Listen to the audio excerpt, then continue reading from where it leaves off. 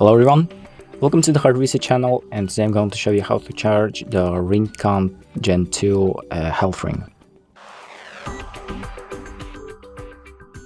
So to charge the ring, you have this charging case that comes with the set of our ring, and what you're going to do is just take your ring and find these like little silver or metal parts on it, and you're going to align them with these golden parts on the charging case, like that, and you should drop into place. And it's going to light up with this light color, but to start actually charging it, you just need to make sure to connect the cable that comes with the package.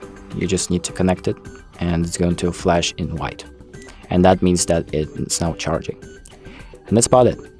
Thank you for watching. I hope this video helps, and make sure to like and subscribe.